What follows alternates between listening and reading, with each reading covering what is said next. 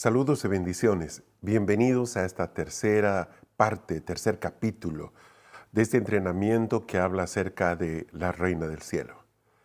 Como vimos en la sesión anterior, pudimos entender cómo se produce cierta evolución de ser el tema de la Reina del Cielo algo asociado simplemente a la reproducción, a la fertilidad, muy conectado con lo que era el alumbramiento, la capacidad de las mujeres de poder generar vida, dar a luz a otros seres humanos, hasta que mucho después, al finalizar la última era glacial, más propiamente en lo que es Mesopotamia, se termina convirtiendo esos elementos de creencia casi mitológica en un sistema de culto bastante bien organizado. En ese sistema de culto hay un papel para la reina o la diosa madre, hay un papel para el hijo, y en base a ese dueto se organiza todo un sistema de culto que va a afectar tanto a reyes como a personas comunes. Creo que es importante, por el tema que nos reúne, que una vez más podamos meditar en el lugar que se escoge para que esta creencia termine convirtiéndose en un culto más elaborado. Habíamos hablado acerca de Mesopotamia, pero también hablamos acerca de esa meseta del Sinar y del reino de Babilonia. Y vimos de que Babilonia está conectado precisamente con un nombre muy profético para la tarea que tiene que desarrollar en los intereses de esta entidad. Vimos que la palabra Babilonia en el sumerio se dice Kadingirra y que significa puerta de Dios. Algo similar en la lengua acadia, también puerta de Dios o la puerta de dioses. Y es que este espíritu tiene la habilidad de establecerse en las puertas, tiene la habilidad de colocarse en los puntos de autoridad. Recuerden ustedes que en el Antiguo Testamento se habla de que los ancianos se reúnen en las puertas. En el libro de Proverbios se habla acerca de que el hombre o el esposo que tiene la bendición de tener una esposa virtuosa se sienta con los ancianos en la puerta de la ciudad. Y es que las puertas eran los puntos donde se asentaba esa autoridad visible que estaba expresada a través de los ancianos. Los cruces de caminos, los accesos más importantes para las poblaciones, esos eran los lugares que estaban acomodados específicamente para poner elementos que expresaran autoridad. Y es ahí donde esta entidad se coloca. También vimos, y es importante repetirlo, de que este culto nace en los hogares, en las familias. A diferencia de un culto que empieza en el Estado o en una organización estatal, donde la gente tiene la posibilidad de alguna forma, acatar o no lo que se diga desde esas esferas de gobierno, cuando un culto empieza en los hogares es mucho más difícil de erradicarse o de administrarse. En realidad, cada familia sabe lo que internamente cree y cómo expresa esa creencia. La Reina del Cielo y su culto nacen dentro de los hogares. Esas pequeñas estatuillas que les mostraba, que ya en el Paleolítico eran conocidas, pero posteriormente, y más propiamente ya cuando nos acercamos a los tiempos bíblicos, se masifican y llegan a los hogares como pequeños amuletos que buscan ayudar y proteger a las mujeres en ese proceso de parto o de embarazo y parto. Estamos a punto de empezar este tercer capítulo y yo quiero invitarles a que, igual que ayer, podamos abrir nuestro corazón y podamos presentarnos delante del Señor pidiendo que sea Él quien nos transmita la revelación que es importante, nada más ni nada menos. Oremos por esto. Señor, te queremos agradecer en este día porque tú eres bueno, porque tu misericordia es para siempre. Señor, nos hemos reunido con el único deseo de poder tener una mayor comprensión de todo aquello que nos rodea, de todas esas estructuras o esferas espirituales que muchas veces, sin darnos cuenta, evitan o estorban el crecimiento de tus hijos. Padre, aquí estamos delante de ti, familias, pero también ciudades, congregaciones, pero también creyentes, hijos tuyos que se reúnen a lo largo y ancho de muchas naciones para pedirte que tú te manifiestes, que tú puedas juzgar junto con nosotros este sistema que busca sustituirte, que busca confundir la fe de la gente y que ha engañado a tantos millones de personas. Padre, nos presentamos delante de ti con el deseo y con la oración de que seas tú quien resplandezca, tú quien eres la luz verdadera, tú que eres el único que da la vida, seas tú quien se manifieste una vez más en medio de nosotros. Padre, en tu nombre compartimos esto, echamos fuera toda confusión y pedimos que no importa dónde estén las personas, escuchando y viendo este material, sean impartidas por un espíritu fresco y un entendimiento tuyo para poder ser parte de ese ejército que tú estás levantando en las naciones para exponer tu luz, tu verdad y para poder poner en libertad a tantas personas que están engañadas. Gracias, Padre, por el privilegio que nos das de conocerte. Proclamamos con todo nuestro corazón, una vez más, que solo tú, Señor Jesús, tú que eres el Cristo, el Hijo del Dios viviente, eres el único que tiene derecho de estar en la puerta. Tú eres la puerta. Y el que por ti no entra es salteador y ladrón. Tú eres la puerta, Señor. La puerta por la que un día nosotros entramos y conocimos la vida eterna. Tú eres nuestra puerta, Señor. Gracias por eso. Te honramos, te bendecimos, te exaltamos en este día, en el nombre de Jesús, Señor. Amén. Amén.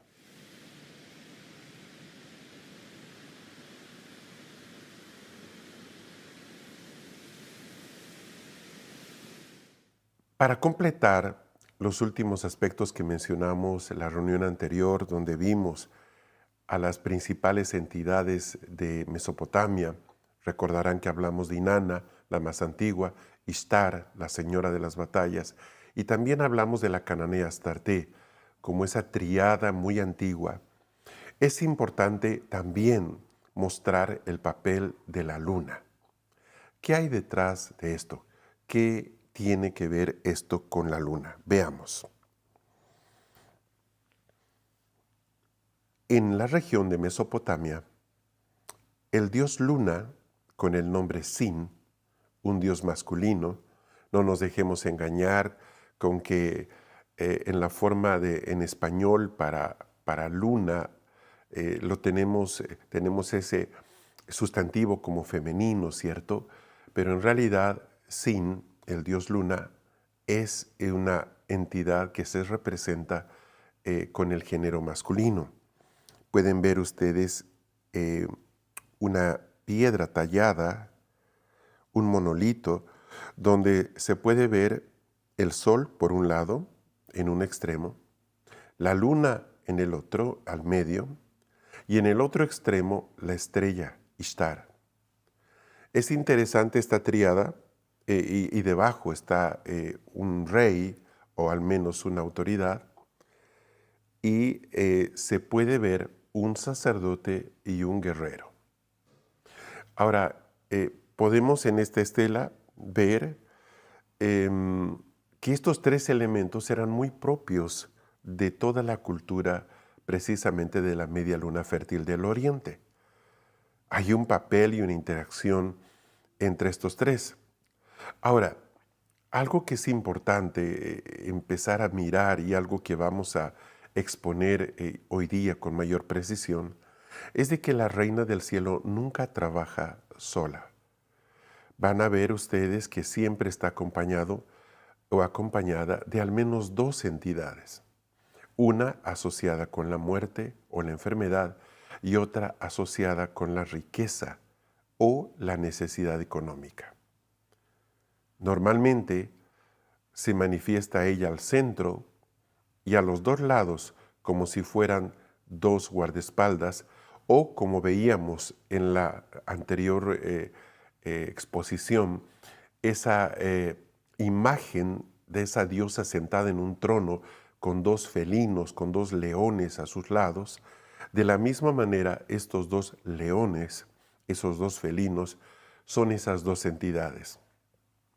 En el caso de esta estela se puede ver a la luna al medio, a un extremo está el sol, como dije, que representaría en todo caso lo que es la provisión económica, y al otro lado tenemos la estrella de Ishtar, que está muy asociada con la muerte o con las batallas.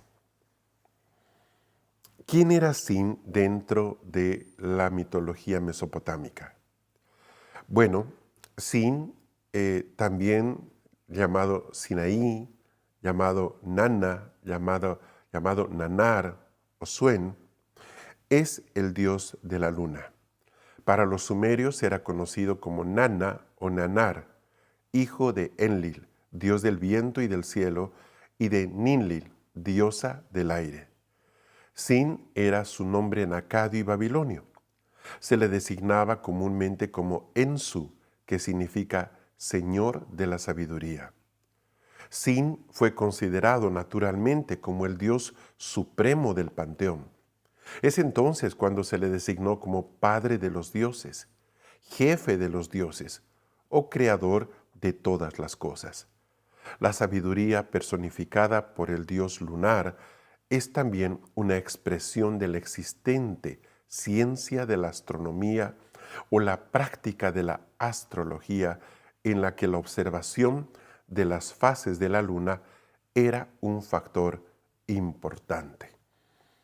Ya vimos cómo desde el principio, y esto no solamente a través de las leyendas, sino también a través de algunas evidencias líticas, ya había un entendimiento del mes lunar, ese mes de 28 días, y había a través de esto una relación con la mujer propiamente y con su ciclo menstrual. Ahora bien, este dios termina siendo, habló de Sin, del dios luna, probablemente el más importante de todo el panteón babilónico. No el sol como se esperaría, pero esto se ve representado muchísimas veces en la gran mayoría de los pueblos indígenas o los pueblos nativos. Es decir, el sol siempre tiene, o casi siempre, para ser más precisos, tiene características como del dios estatal y la luna como que el dios más conectado con la vida de los hombres. No solamente lo vemos eso en América, por ejemplo, con el Inti dentro de los incas, sino como yo mencioné al finalizar la reunión anterior, la sesión anterior, vimos como desde Japón hasta India tenemos evidencias de estas entidades que están conectadas con la luna y que tienen nombre o apariencia femenina. Veamos algunos aspectos más de Sin, de este dios babilónico, antes de terminar esta primera parte.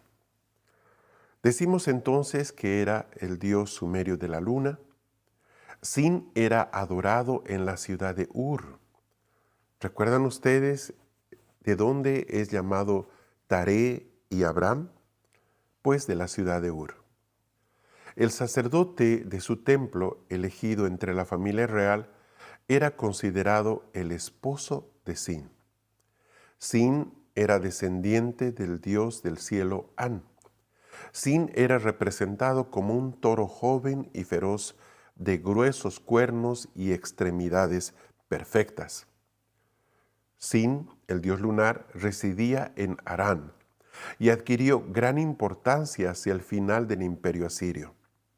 Nin era también la diosa de la luna, de ahí el nombre de Nínive, para una de las ciudades asirias más importantes, de hecho, la capital del imperio asirio. Y Nana, a quien mencionamos la anterior vez, es precisamente la hija de Sin.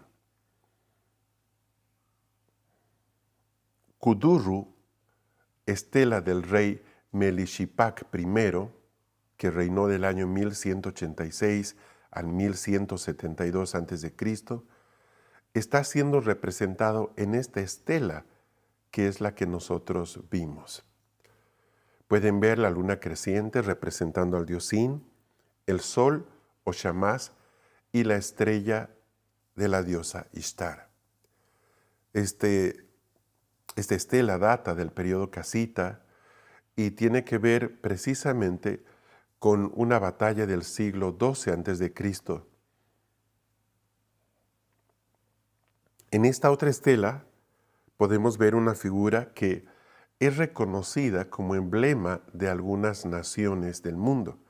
Pueden ver ustedes la estrella de Ishtar y debajo otra vez esa luna creciente.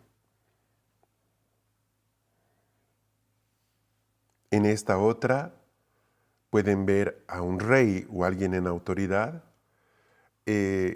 Pueden ver la luna creciente otra vez.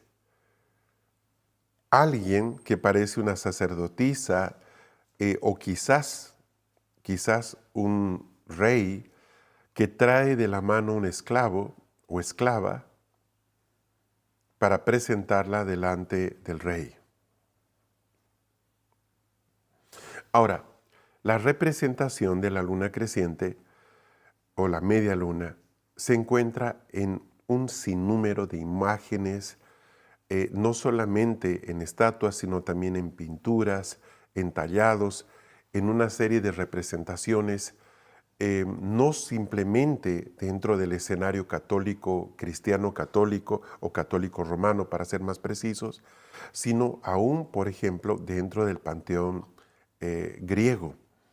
Ustedes pueden ahí en la pantalla ver algunos ejemplos de estas imágenes y lo cierto es que sería muy agotador, muy extenso mostrarles más ejemplos. Hay muchísimos, ustedes ya pueden investigar un poco más. Simplemente ahí en el internet pueden googlear imágenes religiosas que tengan la luna creciente o la media luna y usted va a ver la gran cantidad que existe en todo el mundo, en muchísimas culturas. Ahí pueden ver en la parte izquierda de su pantalla, por ejemplo, a una de las vírgenes más famosas de la Iglesia Católica Romana, la Virgen de Guadalupe, con esa luna debajo de sus pies. Pero también pueden ver esta imagen egipcia a la derecha. Ahora bien, más allá de que gastemos tiempo mirando un poco más todo esto que tiene que ver con la luna, es evidente de que hay una relación estrecha a través de todo lo que es la mitología entre la luna, este culto a la naturaleza, pero también toda esa creencia que gira en torno al culto a la fertilidad. Esto está documentado de diversas maneras, como dije, en muchos casos a través de la tradición oral, a través de los relatos míticos, pero también se encuentra en pinturas, en grabados, en esculturas. Y yo estoy seguro que si usted, no importa de la ciudad o país que nos esté mirando, investiga un poco, va a encontrar en su país también este tipo de representaciones. No serán necesariamente católicas, pueden ser aún musulmanas. Basta con recordar que en la punta de las mezquitas nosotros podemos ver justamente las famosas lunas crecientes porque también este culto, aunque no parezca, tiene su influencia dentro de esa religión y dentro de muchas más. Pero ¿cuál es el papel que desarrolla la Reina del Cielo dentro de Israel? ¿Qué podemos ver nosotros de la Biblia? Entremos un poco más en algo más conocido, en materia que nos incumbe más, porque si bien en todos los pueblos hay estos registros, ¿qué pasó en Israel? ¿Hubo también un tipo de influencia que fue negativa para el pueblo de Dios? Veamos. La Reina del Cielo en Israel. En el libro de Jueces, en el capítulo 2, desde el versículo 11 al versículo 14, dice lo siguiente. Entonces los hijos de Israel hicieron lo malo ante los ojos de Jehová y sirvieron a los Baales. Así abandonaron a Jehová, el Dios de sus padres, que los había sacado de la tierra de Egipto, y encaminados tras otros dioses, los dioses de los pueblos que estaban en sus alrededores, se postraron ante ellos y provocaron a ira a Jehová. Abandonaron pues a Jehová y sirvieron a Baal y a Astarot. Y la ira de Jehová fue encendida contra Israel y los entregó en manos de saqueadores que los despojaron, y los entregó en manos de sus enemigos en derredor, y ya no estuvieron capacitados para hacer frente a sus enemigos. Miren qué interesante este pasaje. Se puede ver cómo los hijos de Israel se desviaron de la enseñanza de sus padres y se fueron en pos de dioses ajenos, de dioses de naciones que los rodeaban. Como ellos se postraron y provocaron la ira del Señor. Claramente en el versículo 13 se identifica a Baal y a Astarot. Esto provocó que Dios se encendiera en enojo contra Israel, que los entregara en manos de saqueadores, y muchas veces que ellos ya no tuvieran la capacidad de hacer frente a sus enemigos. Nosotros conocemos por el relato bíblico cómo Dios levantaba jueces precisamente para enfrentar a todos estos enemigos y poder librarlos de la esclavitud y de toda la condición que provocaba la invasión y el sometimiento a estos pueblos. Hay un periodo muy oscuro dentro de la historia de Israel, que es precisamente cuando se produce el exilio en Babilonia. Recordarán ustedes que cerca del año 580 aproximadamente, Nabucodonosor va en contra de Israel. La historia es muy interesante, hay muchos detalles que uno puede revisar, no es el objetivo de esta enseñanza detenernos en eso, usted puede revisar la palabra, pero lo cierto es que Babilonia vino de parte de Dios, es decir, Dios envió a Babilonia contra Israel.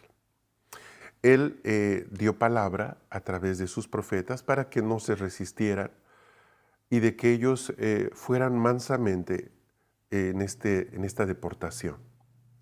Lamentablemente hubo gente que se resistió.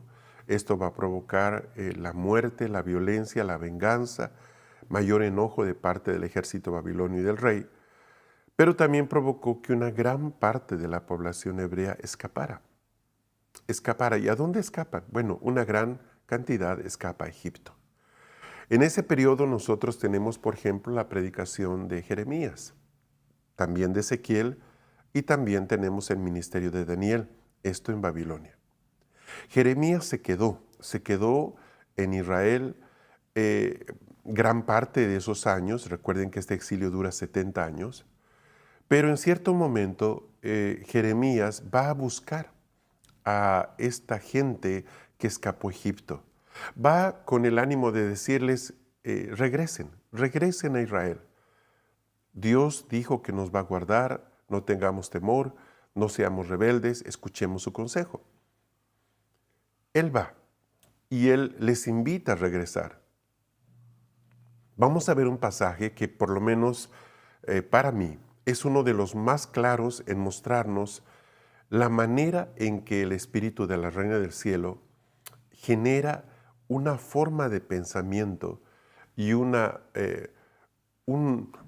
amalgama cultural que hace que la gente endurezca su conciencia hacia el Espíritu de Dios y que también bloquee su oído a las palabras que vienen de Dios. Miren lo que dice. Los voy a llevar a Jeremías capítulo 44. Vamos a ver varios versículos ahí. Empecemos con el versículo 1. Estoy leyendo la Biblia textual, cuarta edición, como ustedes saben. Usted puede consultar estos mismos pasajes en la versión de su preferencia. Versículo 1. Oráculo que tuvo Jeremías acerca de todos los judíos que moraban en la tierra de Egipto, que vivían en Migdol, en Tafnes, en Menfis y en tierra de Patros, que decía, verso 2. Así dice Jehová, Elohim de Israel. Vosotros habéis visto todo el mal que traje sobre Jerusalén y sobre todas las ciudades de Judá. Pues he aquí que el día de hoy son una desolación y nadie vive allí. Por causa de la maldad con que se empeñaron en provocarme, yendo a quemar incienso, honrando a dioses ajenos que no habían conocido ni ellos, ni vosotros, ni vuestros padres. Aquí ustedes tienen la exhortación del profeta a todas estas personas, israelitas ellos, que están en ese tiempo viviendo en Egipto.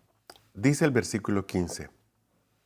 Entonces, todos los que sabían que sus mujeres habían ofrecido incienso a dioses ajenos, una gran concurrencia de mujeres allí presentes, y todo el pueblo que moraba en Patros, en tierra de Egipto, respondieron a Jeremías diciendo, en cuanto a la palabra que nos has dicho en nombre de Jehová, no te obedeceremos. Al contrario, cumpliremos resueltamente toda promesa salida de nuestra boca respecto a quemar incienso en honor de la Reina de los cielos y derramar libaciones a ella, como hemos hecho nosotros y nuestros padres, nuestros reyes y nuestros príncipes en las ciudades de Judá y en las plazas de Jerusalén, con lo cual tuvimos abundancia de pan y éramos felices y no veíamos mal alguno. Versículo 18. Pero desde que dejamos de quemar incienso a la Reina de los cielos y de derramar libaciones a ella, todo nos falta y hemos sido consumidos por la espada y por el hambre. Verso 19. Cuando nosotras incensábamos y derramábamos libaciones a la Reina del cielo, ¿acaso le tributábamos culto con tortas y libaciones sin el consentimiento de nuestros maridos? Vean ustedes el énfasis y la claridad que tienen los hebreos para confrontar la invitación que tan gentilmente está haciendo Jeremías de volver al Señor. ¿Qué es lo que podemos encontrar en este pasaje? Bueno, muchas cosas muy interesantes. Primero, no deja de destacar la obstinación y el corazón endurecido del pueblo de Israel. No solamente para enfrentar a un profeta como Jeremías, sino para argumentar frente a él sin temor las razones por las que ellos, estas personas, y en especial las mujeres de Israel, estaban ofreciendo culto a la Reina del Cielo. También es importante mencionar de que estas personas están hablando de lo que habían hecho cuando ellos moraban en Israel y muestran de que la causa por la que estas personas no recibían bendición, no tenían provisión, en fin, era porque habían dejado de rendirle culto a la Reina del Cielo. Permítame tomarme unos minutos para contarle una historia. Como mucha gente, mi familia, mi esposa y yo, venimos del catolicismo. Nosotros no nacimos en un hogar cristiano. Nacimos y crecimos en familias católicas, nominalmente católicas. Cuando éramos jóvenes conocimos al Señor, tuvimos la gran bendición de ser alcanzados por su gracia y empezamos nuestro camino en el Señor. Ahora bien, en esos años yo veía con bastante extrañeza cómo mucha gente que se convertía, después de que daba su vida a Jesús, al poco tiempo tenía serios problemas económicos. Yo recuerdo que personas muy exitosas antes en el mundo se convertían y luego tenían situaciones de deudas, pérdidas económicas, y que cuando ellos hablaban con los pastores y les contaban esta situación, la respuesta que normalmente ellos recibían era de que, bueno, era una prueba de que si su conversión era real o no. Es decir, como que Dios los estaba probando y viendo cuán genuina era o era su deseo de convertirse, de seguir al Señor. Entonces les exhortaban a resistir, a confiar en el Señor, en fin, a pasar esta prueba con fe. Muchos de ellos sí lo hacían, otros tantos no. Otros tantos simplemente retrocedían. Yo sé, quizás podrían estar pensando ustedes, bueno, Jesús habló de eso en la parábola del sembrador, cuando dice de que la semilla que no fue plantada correctamente, pues vienen las aves del cielo y se la roban. Y es verdad, es verdad. Pero de estas personas que yo conocí, muchas de ellas, realmente yo sé que se entregaron al Señor. Pero ¿por qué razón ellos estaban pasando estas situaciones? Otros tantos que aguantaban estas pruebas, este tiempo difícil, al poco tiempo empezaban a tener problemas de salud. Gente que se enfermaba o familiares enfermos, y de repente no era extraño para mí, y esto ya cuando yo era pastor, escuchar testimonios de personas que me decían, nosotros siempre hemos sido gente muy sana, no teníamos problemas médicos, pero desde hace un tiempo esta parte estamos con varios temas de salud. Y cuando yo les preguntaba hace cuánto tiempo o cómo estaba pasando esto, qué detalles me podían dar, casi siempre la respuesta estaba asociada a un tiempo después de haber conocido al Señor. Con todo esto, yo no me quedé tranquilo. Entonces, ya de pastor, empecé a preguntarle al Señor. Con mi esposa nos presentamos vez tras vez por familias y personas que conocíamos y que veíamos que estaban sufriendo situaciones bastante complejas. Entonces intentamos hacer algunas pruebas. Por ejemplo, en vez de pedir a la persona que orara, pidiendo fe y animarla a que simplemente aguantara este tiempo de prueba, los invitamos a confrontar y a reprender al espíritu que estaba detrás de esto. ¿Y sabe qué? Había un cambio. Había un cambio. Hasta donde yo veía en ese momento, si esto venía de Dios, yo podía reprender todo lo que quisiera. El problema iba a persistir. Pero si no era de Dios, al momento de yo reprenderlo, definitivamente tenía que haber un cambio. Básicamente lo que yo quería era estar seguro de que estas pruebas, la financiera y la de salud, eran realmente pruebas que venían del Señor. ¿Y sabe qué es lo que encontré? Que en la gran mayoría de los casos no era una prueba de Dios. De hecho, siempre me pareció contradictorio que Dios quiera probar mi fe. Y no digo que la palabra no hable de eso. Me refiero al hecho de que yo sé que Dios conoce cuál es mi límite y hasta dónde yo puedo resistir. Yo lo sé. Él lo conoce. Yo no creo que Él tenga necesidad de probar mi fe porque sabe en qué punto podría romperse. Él, por el otro lado, Él nunca nos va a tentar. Entonces, ¿qué había de verdad en todo esto? Lo que yo pude encontrar era de que lo que estaba pasando era algo totalmente diferente. Estas personas que antes eran parte de un culto dentro del catolicismo, dentro de la masonería, a la Reina del Cielo, cuando ellos salían de sus filas, cuando ellos negaban ese anterior culto, automáticamente se exponían a que este espíritu de la Reina del Cielo vaya contra ellos. Y la primera acción siempre era el problema económico. Si ellos persistían, luego venían problemas de salud. Con todo esto revelado, nosotros aprendimos algo. Cuando nosotros ganábamos a alguien para el Señor, inmediatamente nosotros veníamos con esta persona contra el espíritu de la Reina del Cielo. ¿Y saben qué? No había problemas, no había pruebas económicas ni problemas de salud. La persona podía avanzar sin mayor dificultad. Yo recuerdo que esta revelación que el Señor nos dio fue la que me instó a mí a empezar a enseñar de este tema. Porque me di cuenta que la gente se expone muchísimo al diablo y a sus artimañas cuando asume que es Dios quien está detrás de eso, y puede que eso no sea la realidad.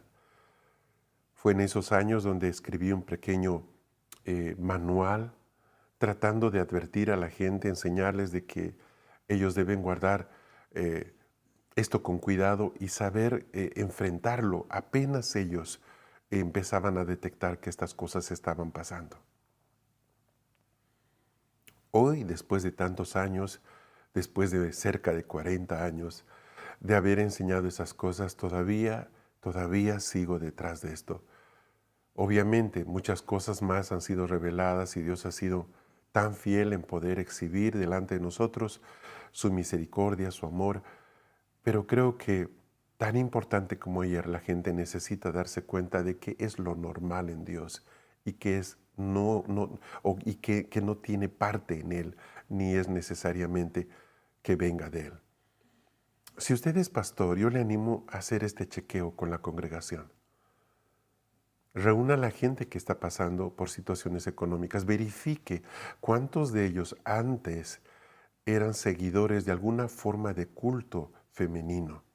No necesariamente católico, puede ser cierto tipo de culto asociado a la fertilidad, a cierto tipo de diosa madre, e inclusive dentro de la hechicería, ustedes saben, y esto tiene que ver muchísimo con el sincretismo que se produce en muchas poblaciones en África, donde el catolicismo se mezcló con cultos nativos, se formó lo que es la santería, algo muy típico, por ejemplo, en Cuba, pero también diferentes mezclas que están todavía en muchas regiones del mundo.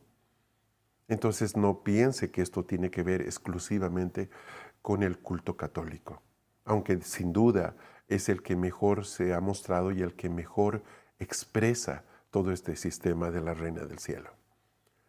Reúne a estas personas y luego llévelas a que ellas pidan perdón por haber participado de este tipo de creencias.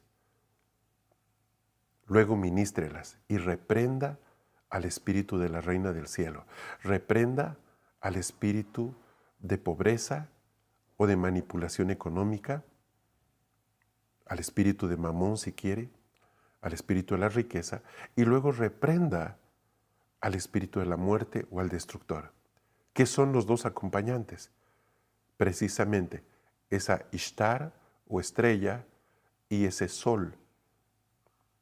Y verá usted que la gente entra a un nivel de reposo donde puede empezar a recuperar lo que de verdad le pertenece. Cuando eso pase, no deje de escribirnos y cuéntenos lo que Dios ha hecho. Por favor, hágalo.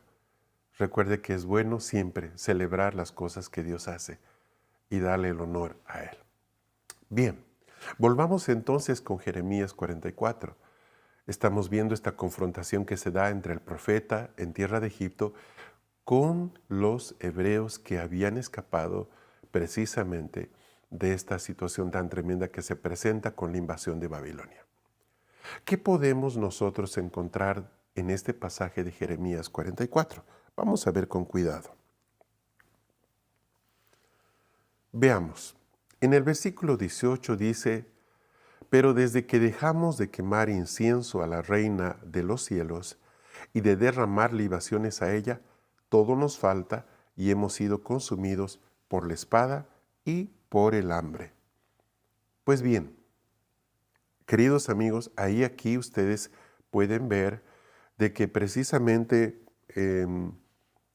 hay dos ataques, uno asociado a las finanzas, otro a la salud, que vienen como consecuencia de haber dejado de derramarle libaciones, de haberle rendido culto a esta entidad. Claramente dice aquí, desde que dejamos de quemar incienso a la reina de los cielos y de derramar libaciones, todo nos falta. Eso habla de sustento diario. Y luego dice, hemos sido consumidos por la espada y por el hambre. Cuando se habla de espada, se está hablando precisamente de inseguridad. Se está hablando de problemas de salud. En el libro de Apocalipsis, en el capítulo 17, hay un par de versos muy interesantes que nos muestran precisamente la conexión de la Reina del Cielo con la riqueza y con la muerte. Dice en Apocalipsis 17, verso 4. Y la mujer estaba vestida de púrpura y escarlata y ataviada con oro y piedras preciosas y perlas, sosteniendo en su mano una copa de oro, llena de abominaciones y de las inmundicias de su fornicación. Claramente aquí hay una referencia o una relación entre el espíritu de la Reina del Cielo y la riqueza. En el verso 5 dice, y en su frente estaba escrito un nombre, misterio, Babilonia la Grande, madre de las rameras y de las abominaciones de la tierra. Versículo 6. Y vi a la mujer embriagada de la sangre de los santos y de la sangre de los mártires de Jesús, y al verla me asombré con gran asombro. En este versículo 6 ustedes pueden ver cómo esta entidad ha derramado la sangre de los hijos de Dios. Ha estado detrás de todas esas persecuciones y masacres religiosas. Ha estado detrás de juicios, detrás de todo tipo, toda suerte de tribunales que ha llevado a la muerte a hombres y mujeres por simplemente amar a Dios. Estamos hablando desde las primeras persecuciones, ya finalizando el primer siglo con la iglesia primitiva, hasta las actuales persecuciones en muchas naciones.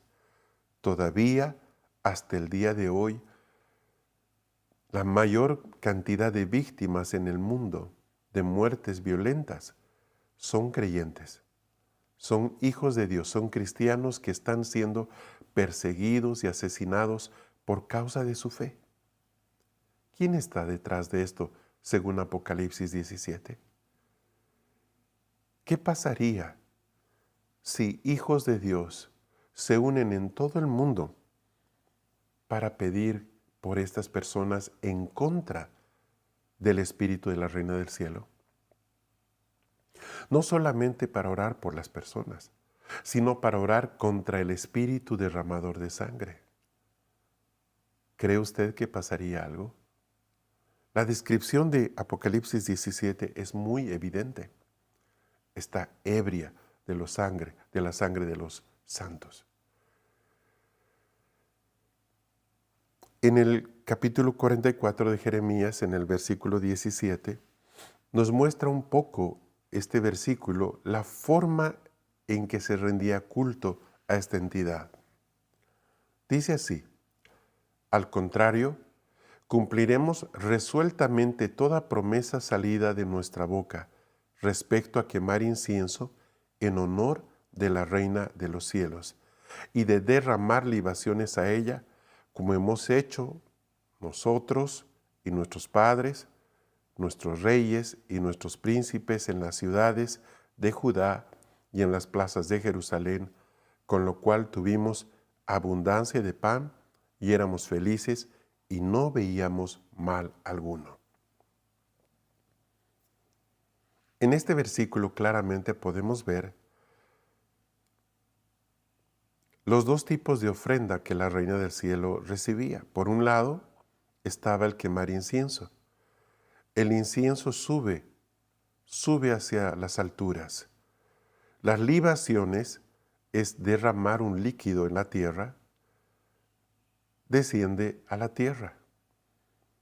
Esta forma de culto expresada en el incienso y en las libaciones nos muestra de que donde se rendía culto a esta entidad, básicamente se estaba uniendo cielos y tierra. Se estaba presentando una forma muy sencilla, pero muy efectiva de unir cielos y tierra. Este principio es tremendamente importante cuando nosotros queremos hacer algo que exprese precisamente un culto a Dios. No es algo propio solamente de la Reina del Cielo el pedir libaciones. En la mayoría de los pueblos hay testimonios muy interesantes en cuanto a esta práctica de derramar libaciones. En América es muy común, por ejemplo, el hecho de derramar alcohol, cerveza, líquidos, antes de que la persona beba, echa un poco a la tierra como señal de gratitud por la provisión. En el capítulo 7 de Jeremías, en el versículo 18, es muy interesante la declaración. Este verso no lo tengo en lámina, así que simplemente por favor les pido que ustedes lo lean. Jeremías 7, 18 dice lo siguiente: los hijos recogen leña, los padres encienden fuego y las mujeres preparan la masa para hacer tortas en honor del ejército de los cielos y para provocarme a ira. Derraman libaciones a dioses extranjeros. Ahora, este versículo, si ustedes ven otras versiones de la palabra, por ejemplo, dice en la Biblia de Reina Valera, dice, los hijos recogen la leña, los padres encienden el fuego, las mujeres preparan la masa para hacer tortas a la Reina del Cielo y derraman libaciones a otros dioses para ofenderme. Es decir, vean ustedes cómo la familia participa de este culto. Tienen a los hijos que recogen la leña, tienen a los papás que encienden el fuego y tienen a las madres, a las mujeres que hacen la masa para hacer estas tortas para la Reina del Cielo. Estamos hablando de un culto familiar. Se han encontrado muestras, es decir, representaciones en arcilla, en terracota, en piedra de estas tortas. ¿Y sabe qué? Hoy día los llamamos croissants. Tienen forma de media luna, ¿recuerda? ¿Se acuerda también que acabamos de hablar acerca de la luna y la conexión que tiene con la reina? Pues bien, estas tortas precisamente tenían forma de luna creciente o media luna, como quiera decirse. Estos dos aspectos que estoy mencionando en Jeremías 7:18 son importantes. Uno es la forma en que la familia se une en torno a este culto. Es muy revelador.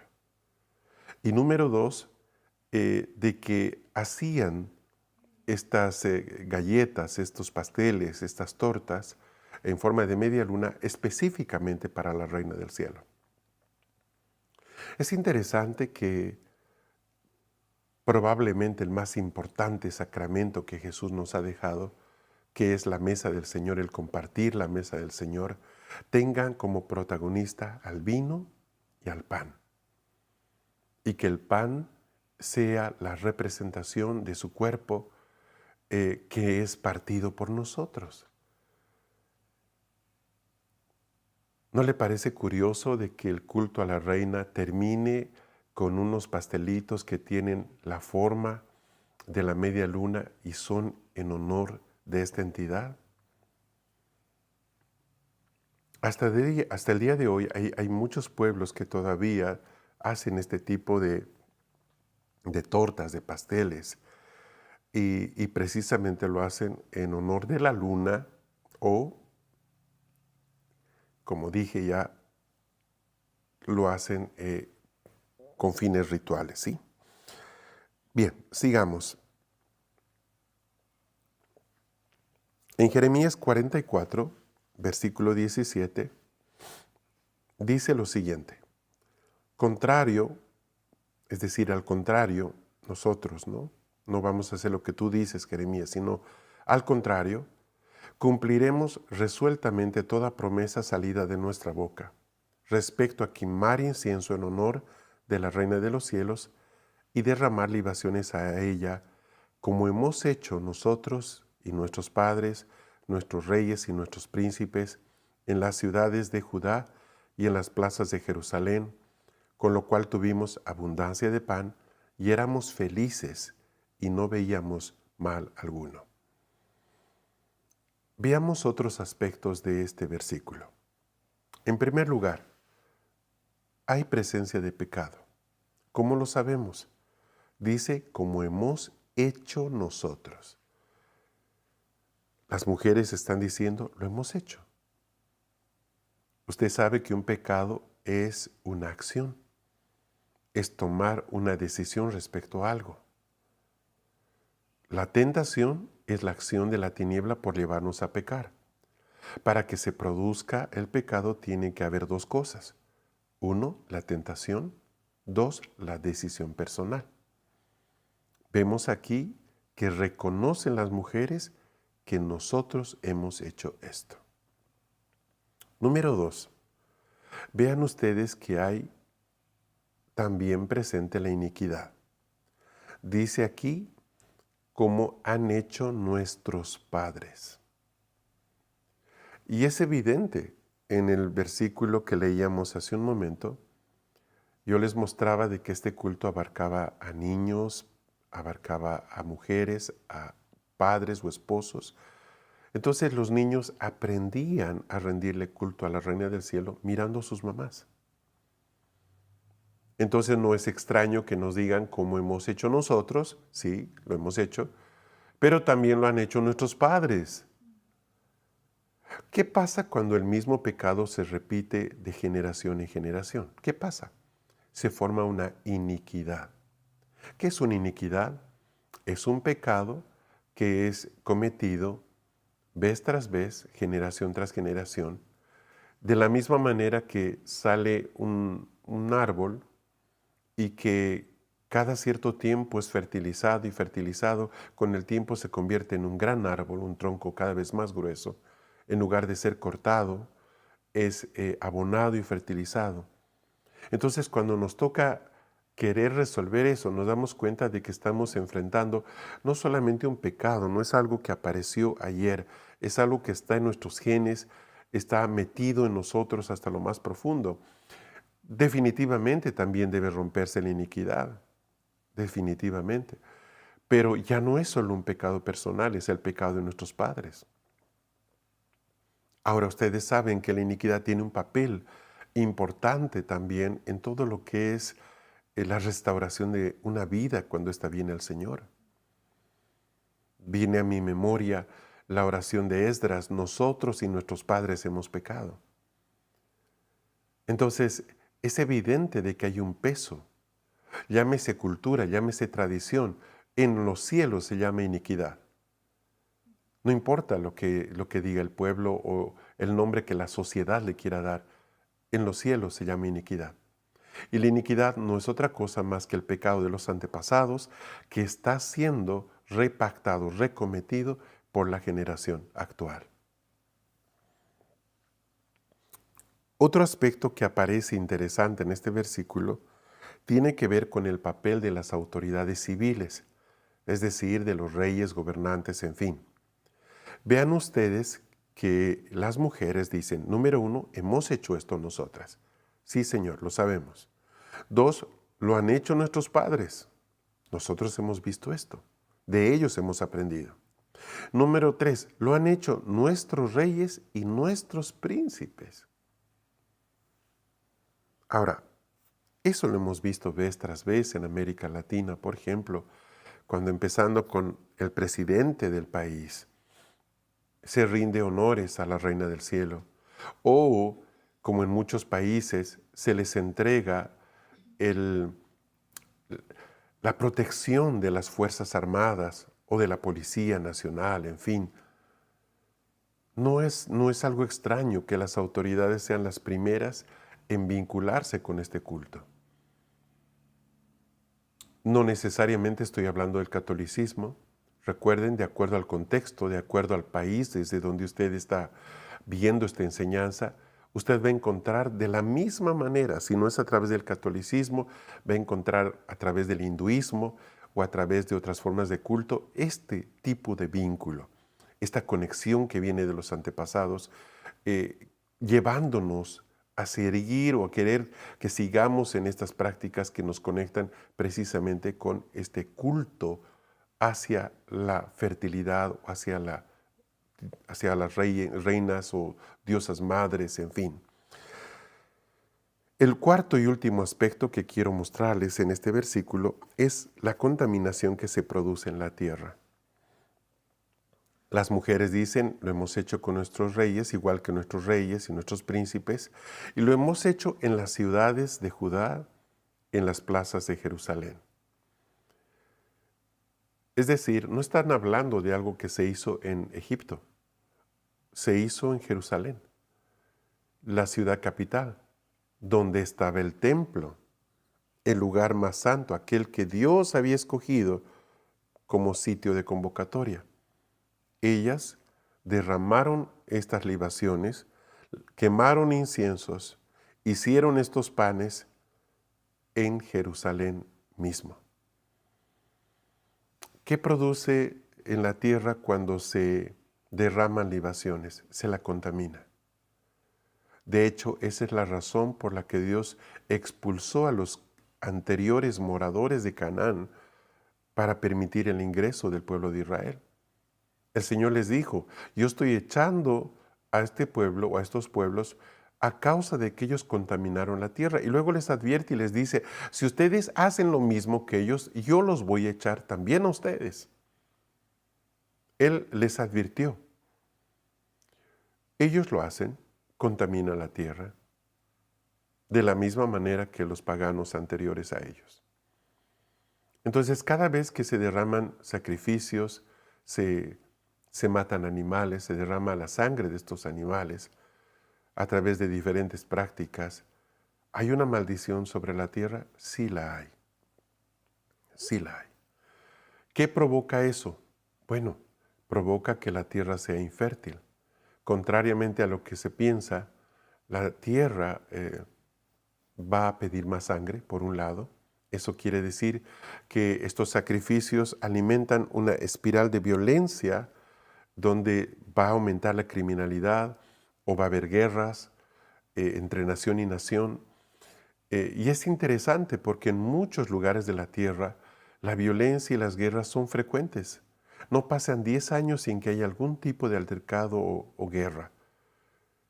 Y yo no creo que de ninguna manera eso sea casual. Yo creo que tiene que ver y está conectado precisamente con una contaminación constante que la tierra recibe de parte de sus moradores.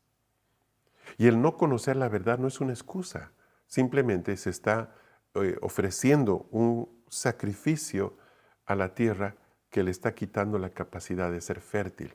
Dios puso al hombre en un huerto y ese huerto tenía todo lo necesario para proveer para él, para su familia, para sus necesidades. El huerto es el lugar que Dios tenía para Adán y Eva. Cuando nosotros vivimos alineados con Dios, la tierra tiene la obligación de parte de Dios de sostenernos.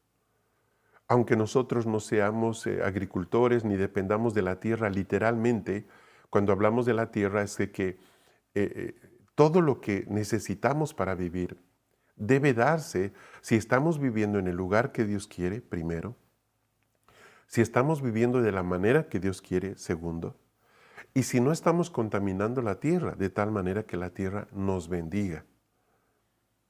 Entonces, hay una razón muy directa, muy explícita para evitar contaminar la tierra. Sí, definitivamente. Si nosotros vamos a tomar agua de un pozo, tengamos cuidado de no poner desechos cerca del pozo. Tengamos cuidado de no poner basura, porque paulatinamente el agua de ese pozo se va a contaminar. Y cuando eso pase y mi familia beba de ese pozo, ellos se van a enfermar. En el versículo 19 de Jeremías 44, podemos ver que estas mujeres lo que hacían, todas estas prácticas de quemar inciensos, derramar libaciones, hacer tortas a la Reina del Cielo, lo hacían bajo autoridad, es decir, lo hacían sujetas a sus esposos. Miren lo que dice el versículo 19. Cuando nosotras incensábamos y derramábamos libaciones a la Reina del Cielo, ¿acaso le tributamos culto con tortas y libaciones sin el consentimiento de nuestros maridos? Es muy fuerte esta declaración. Yo imagino el rostro de Jeremías escuchando a estas mujeres. Los hombres no dicen nada, ¿nota? Todas estas palabras están saliendo de los labios de las mujeres. Dice, nosotras lo hicimos, no solas, lo hicimos con el consentimiento de nuestros maridos. ¡Wow! Es decir, ¿también ellos son responsables? Sí, pero están diciendo de que ellas lo hicieron bajo cobertura. Es decir, estas personas entienden, reconocen la importancia de moverse en las cosas del espíritu o espirituales bajo una cobertura correcta, en obediencia a sus coberturas. De tal manera que a la hora de querer sancionar lo que ellas habían hecho, sancionarlas a ellas, pues están diciendo, esto tiene que empezar con una sanción contra nuestras autoridades, ¿verdad? Porque no lo hicimos solas, lo hicimos con permiso de nuestros esposos. Algo más que quiero mencionar de este versículo. Noten que aquí vuelve a aparecer el tema de las tortas, esos pasteles. Dice, ¿acaso le tributábamos culto con tortas y libaciones sin el consentimiento de nuestros maridos?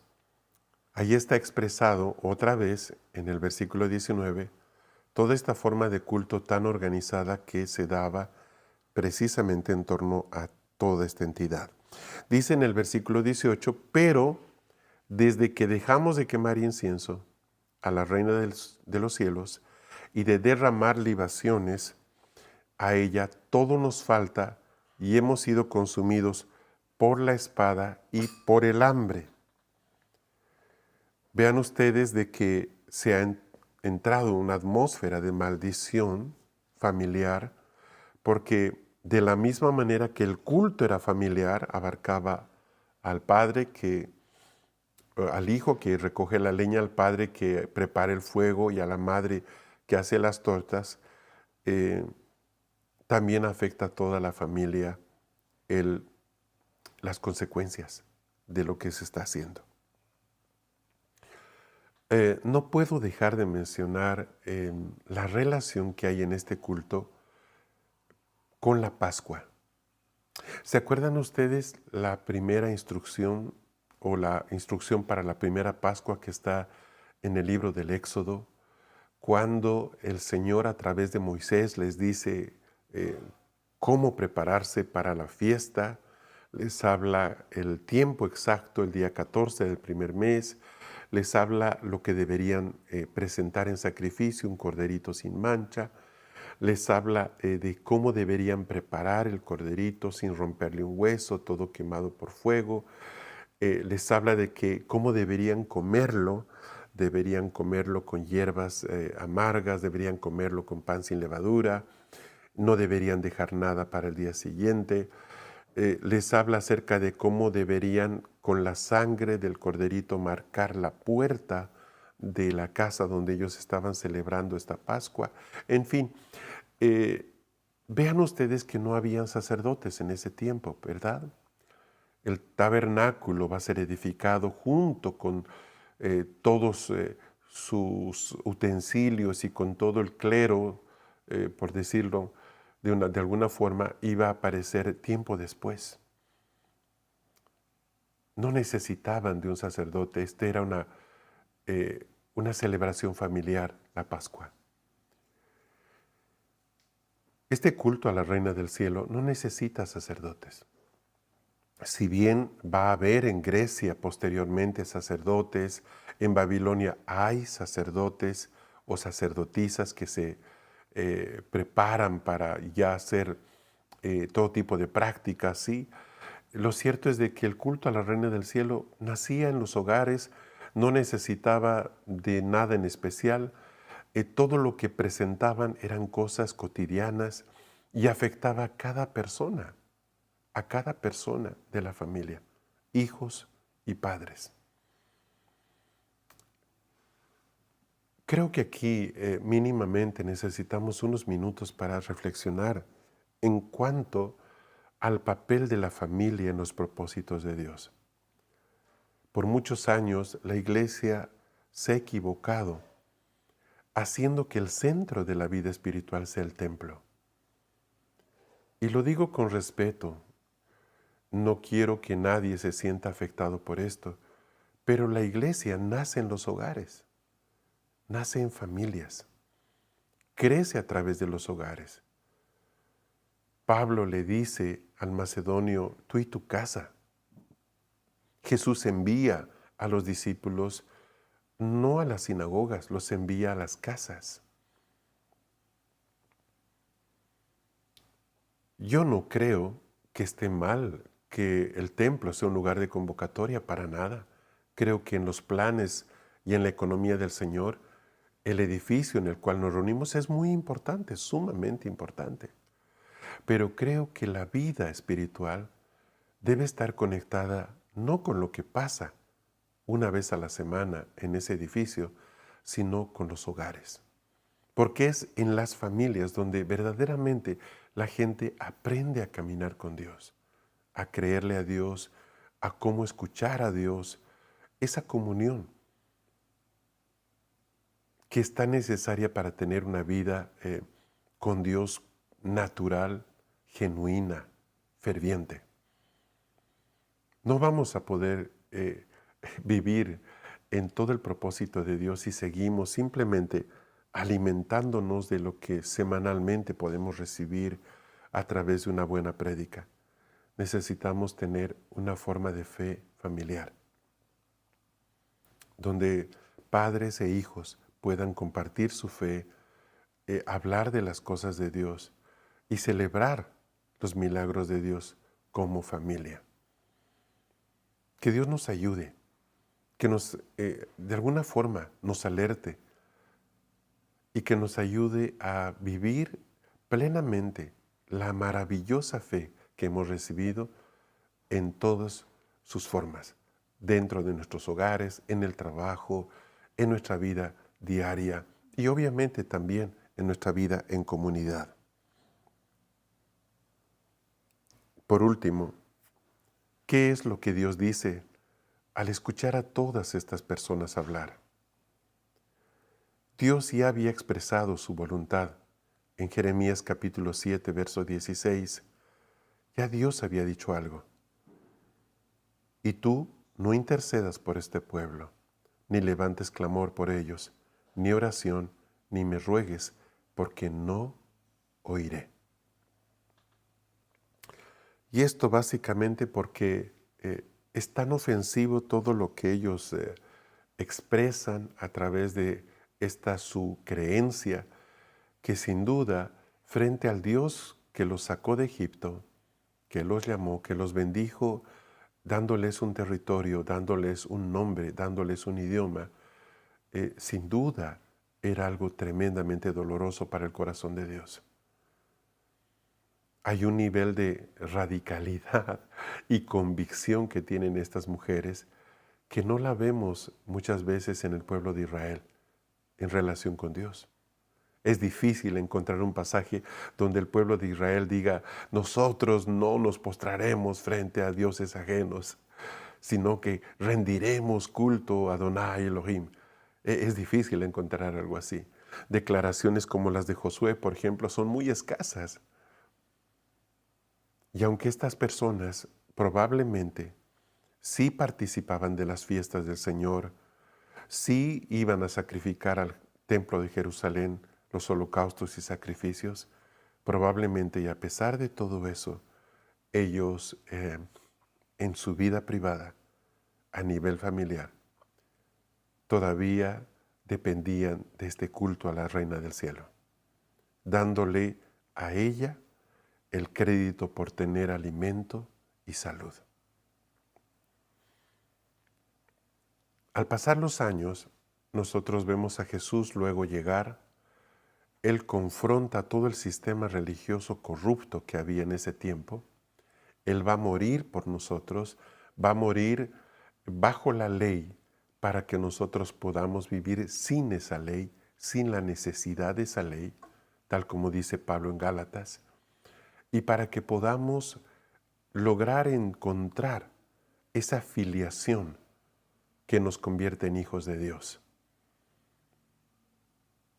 ¿Qué pasa al pasar los años con este culto? ¿Qué pasa después de Pablo o durante el tiempo de Pablo y de los primeros apóstoles? ¿Qué sabemos de eso? Después de que los babilonios pasaron, vendrían los griegos, luego vendrían los romanos. Todos estos imperios van sucediéndose uno tras otro, cayendo uno después del otro. Y en la época de Jesús, obviamente, en el auge del Imperio Romano, sí había una presencia y un culto a la Reina del Cielo. Sí, desde luego que sí. Probablemente uno de los más conocidos era el que acontecía en Éfeso. Ahí estaba el famoso culto a Diana de los Efesios. Nosotros sabemos por la Escritura detalles de este culto. Tenemos la historia de Pablo en Éfeso, cómo casi le cuesta la vida confrontar este espíritu de adivinación. Tenemos a toda la población hablando en contra de Pablo. Y también es tan interesante la declaración que se da como consecuencia de todo el percance, toda esta situación que se generó por haber Pablo confrontado a este espíritu de hechicería. Voy a llevarlos por un momento a un versículo muy interesante. En el capítulo 19 de Hechos,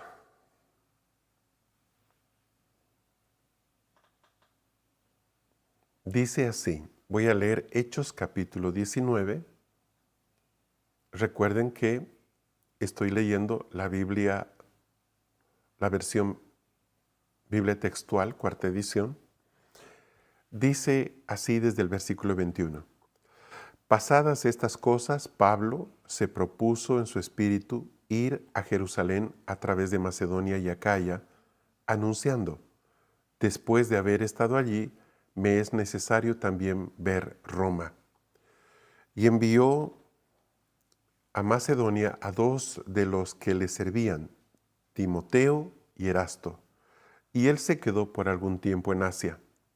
Por aquel tiempo se produjo un alboroto no pequeño acerca del camino, porque cierto platero de nombre Demetrio, que hacía templetes de plata de Artemisa, proporcionaba no poca ganancia a los diseñadores. A estos reunió juntamente con los artesanos de tales oficios y les dijo, varones, sabéis que de este negocio obtenemos nuestra prosperidad. y estáis viendo y oyendo que este Pablo ha hecho cambiar de idea a mucha gente, no solo de Éfeso, sino de casi toda Asia, diciendo que no son dioses los que se hacen con las manos. Y esto no solo trae peligro de que caiga en descrédito nuestro negocio, sino también de que sea estimado en nada el templo de la gran diosa Artemisa y llegue a ser despojada de su grandeza aquella a quien reverencian toda el Asia y la humanidad. Al oírlo entonces, se llenaron de ira y decían a gritos: grande es Artemisa de los Efesios.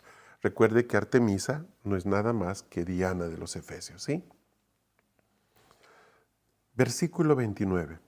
Y la ciudad se llenó de confusión, y a una se lanzaron al teatro, pero unos macedonios, compañeros de viaje de Pablo, arrebataron a Gayo y Aristarco, y Pablo quería presentarse ante el pueblo, pero los discípulos no le permitieron.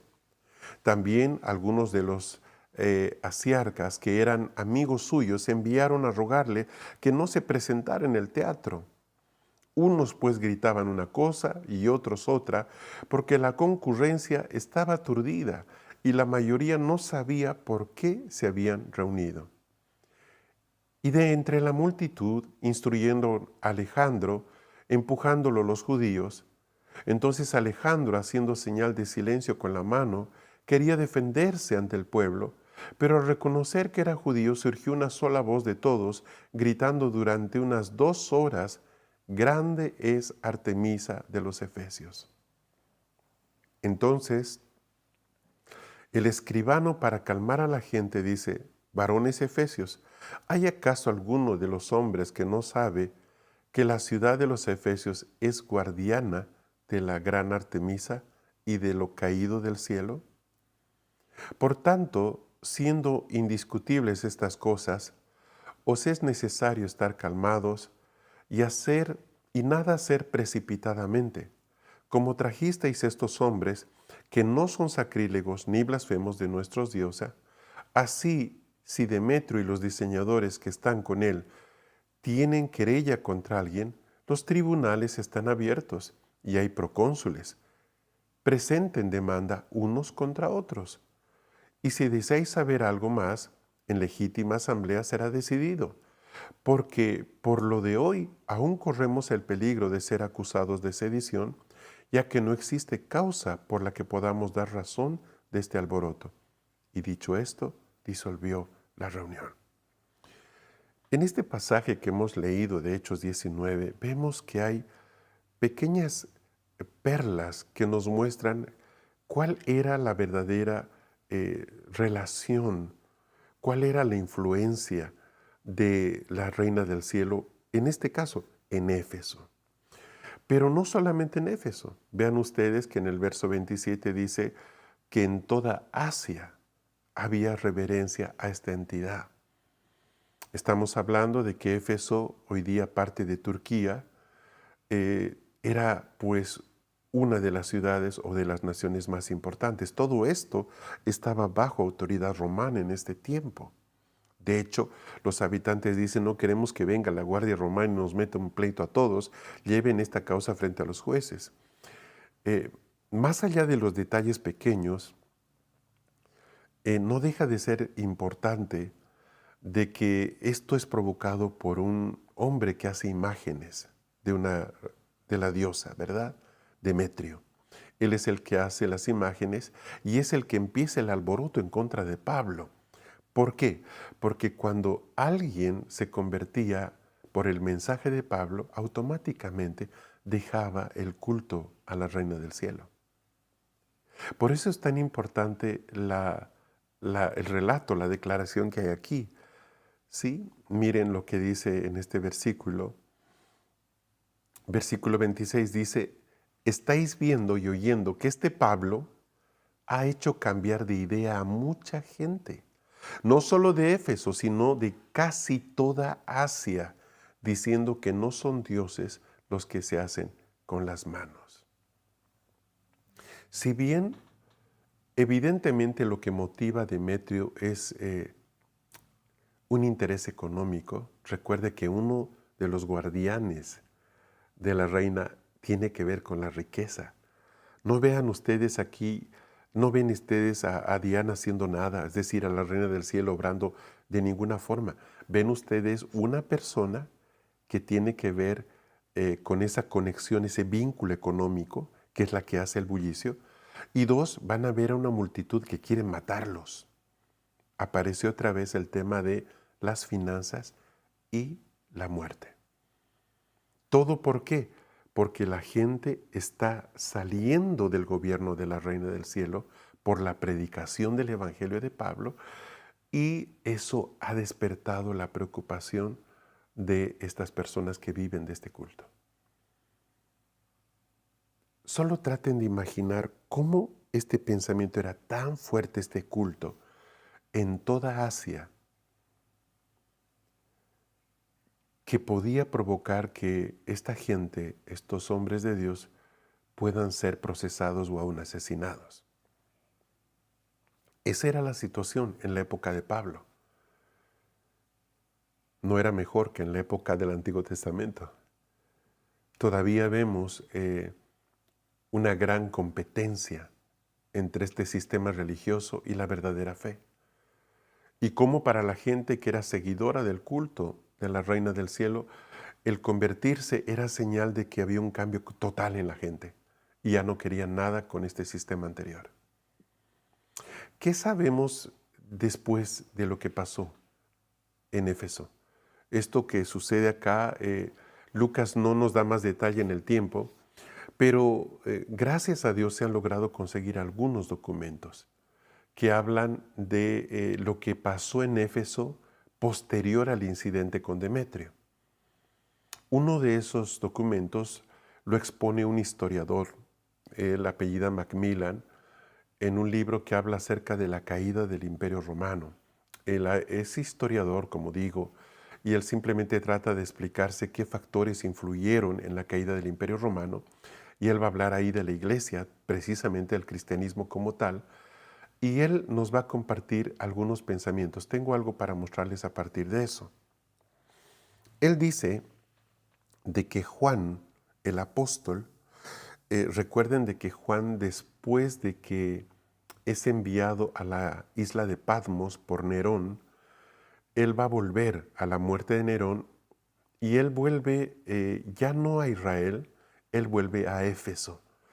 Nuestro amado Juan va a vivir el resto de su vida junto con María, la madre de Jesús, en Éfeso. Él va a vivir y va a morir en Éfeso, justamente donde estaba el templo de Diana de los Efesios o Artemisa de los Efesios.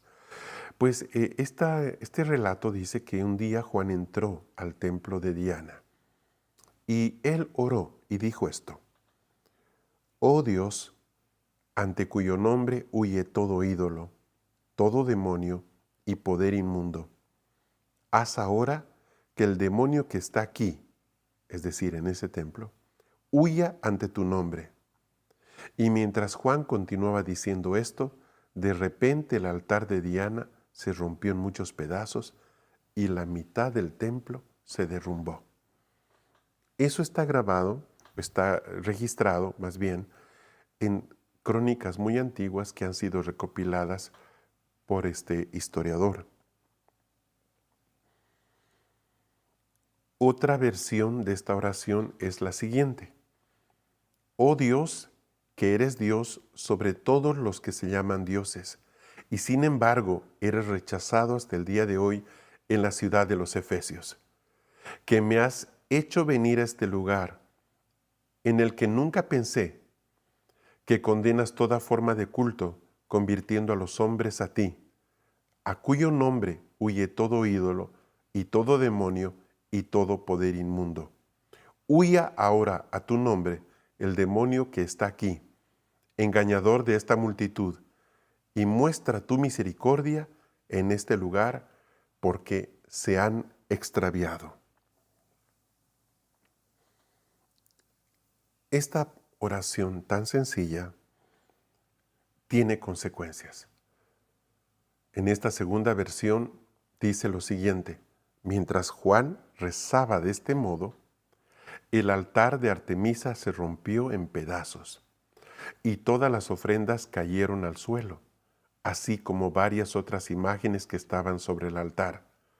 Casi la mitad del templo se derrumbó y un sacerdote murió al desplomarse parte del techo. El resultado fue un gran temor y la conversión de todos los presentes. Qué tremendo testimonio. Sin duda, lo que Pablo empezó en esa situación que se presenta con Demetrio, Juan años después la concluye. ¿Cómo sabemos de esto?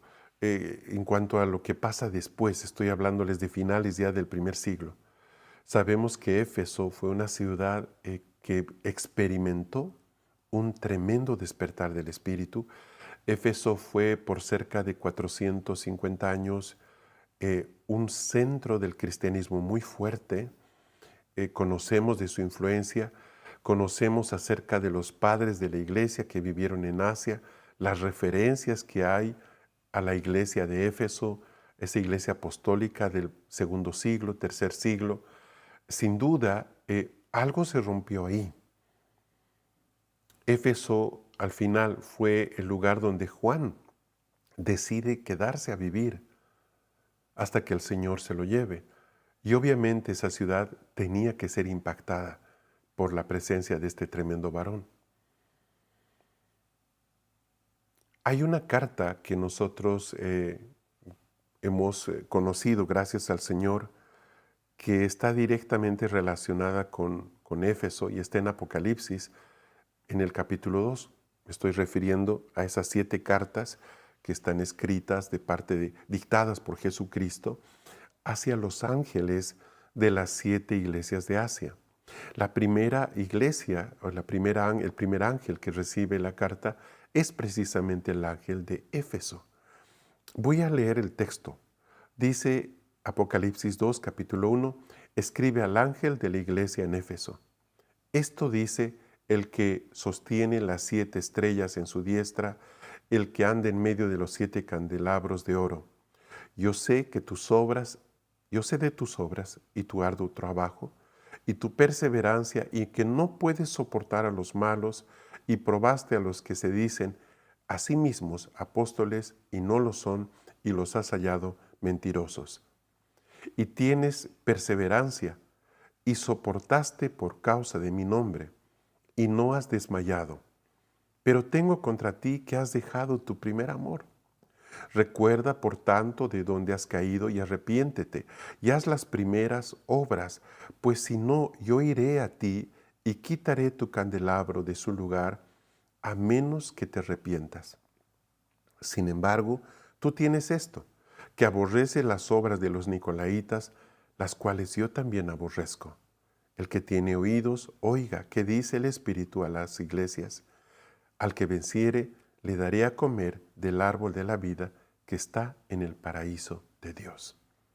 Esta es la carta que escribe Juan, dictada por Jesús, dirigida al ángel de la ciudad de Éfeso. Estamos hablando de fines del primer siglo.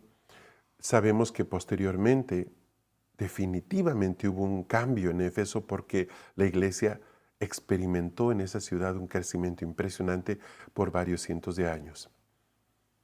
Pero, ¿qué pasó después en Éfeso? Veamos.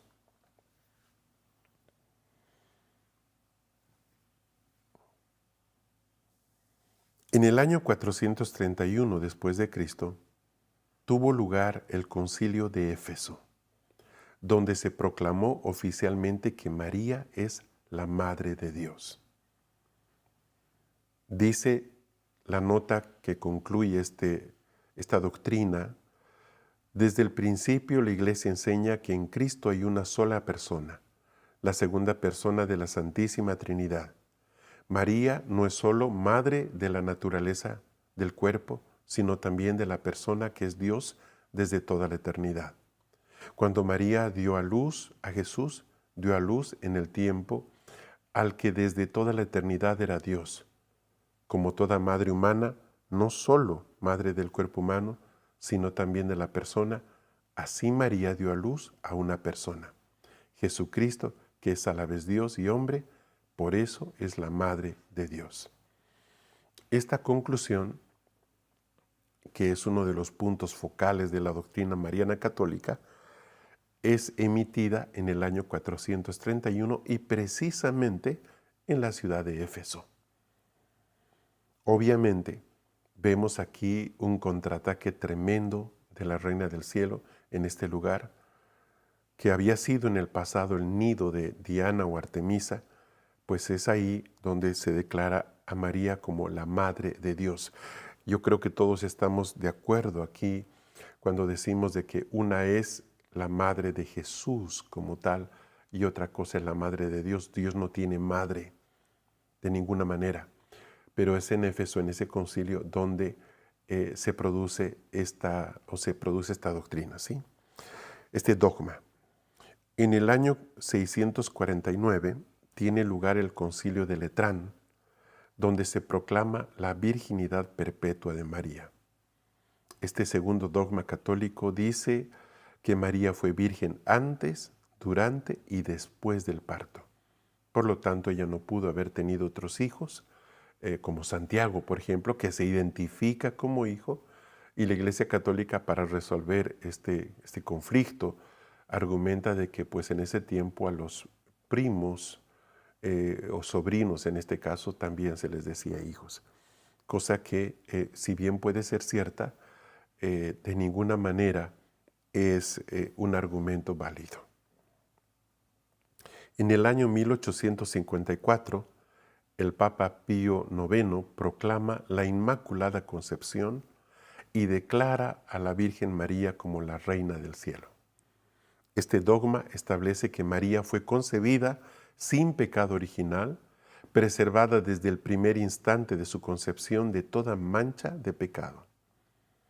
Dice, ella es solícita de todo el humano linaje, constituida por el Señor, Reina del cielo y de la tierra, exaltada sobre todos los coros de los ángeles y sobre todos los grados de los santos en el cielo, sentada a la diestra de su Hijo unigénito, Jesucristo nuestro Señor. Aquí abiertamente se la declara Reina del cielo y se la declara también sin el pecado de Adán. Por último, tenemos el año 1950, donde el Papa Pío XII proclama la Asunción de la Virgen. Este dogma establece que María, al final de su vida terrenal, fue llevada en cuerpo y alma a la gloria celestial, es decir, no murió. Bueno, lo curioso es que si usted va a Éfeso hoy, va a poder visitar también la casa de la Virgen María. Es interesante cómo este culto evolucionado ha ido cambiando de forma, a través del tiempo se ha mimetizado, se ha mezclado, e inclusive hoy tiene su expresión dentro del judaísmo actual, del judaísmo del siglo XX. Usted dirá, ¿cómo puede ser? Pues bien, hay algo que se llama la reina del Shabbat. Este culto aparece más o menos en el año 1901, y puede ver ahí una representación gráfica y se pone a la Torá, ¿sí? La representación de la Torá en una mujer, y se la llama la reina del Shabbat.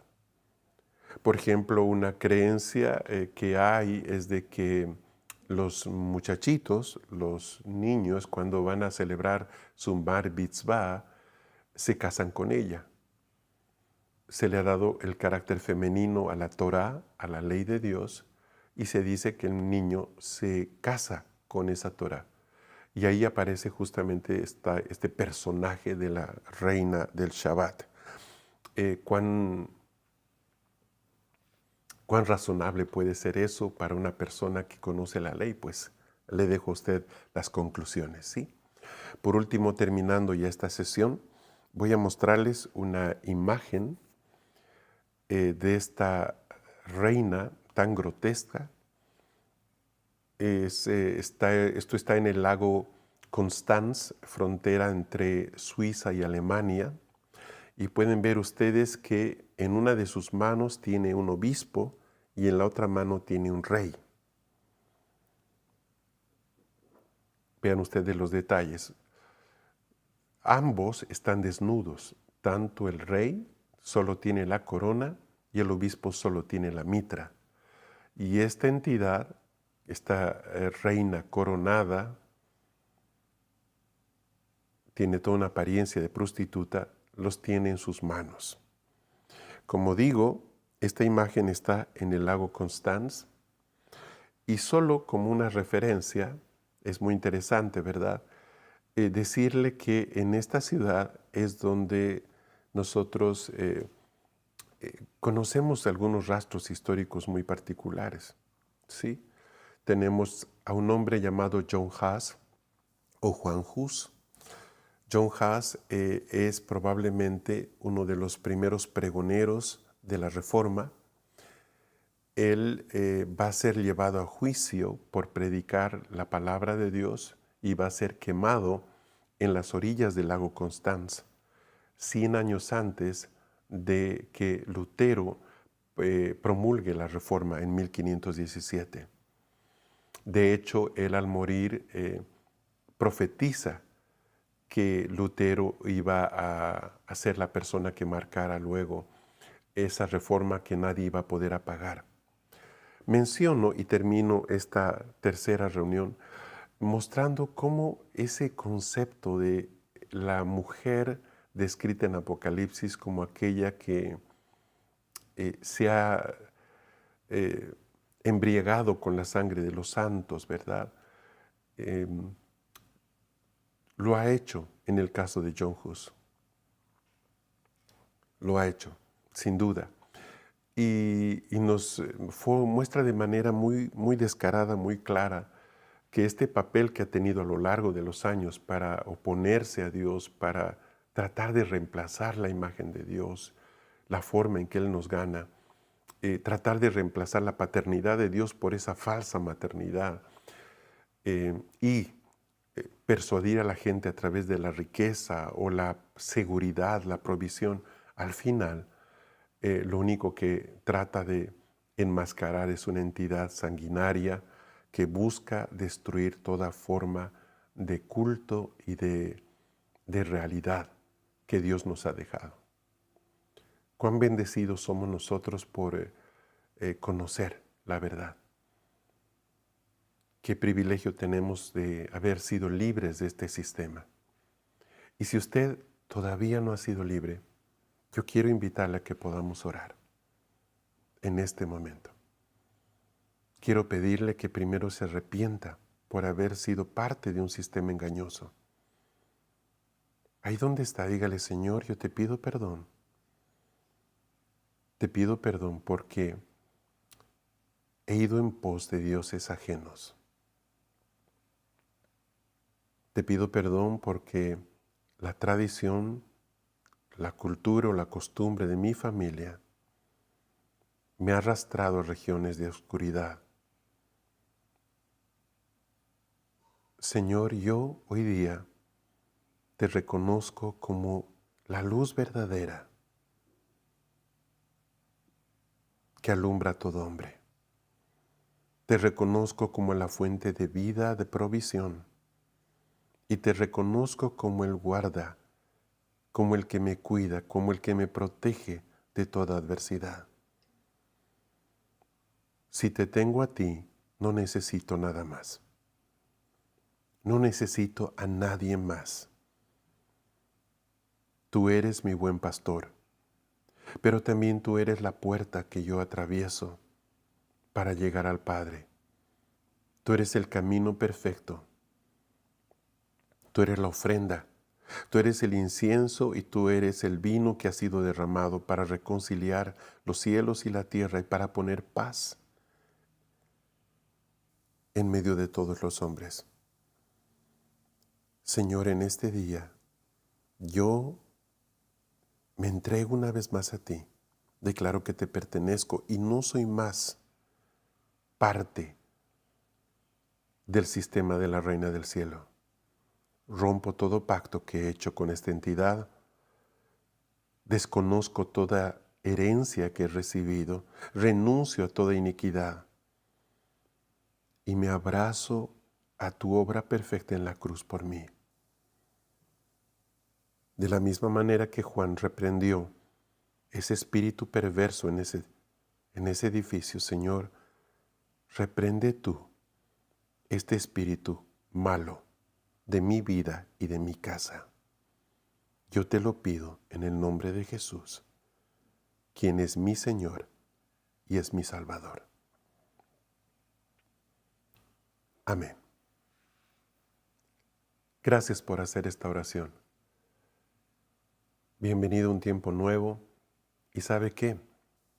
Entréguele toda su riqueza al Señor y entréguele toda su confianza a Él para que nunca pueda ser tocado. El diablo solo puede tocar lo que le pertenece.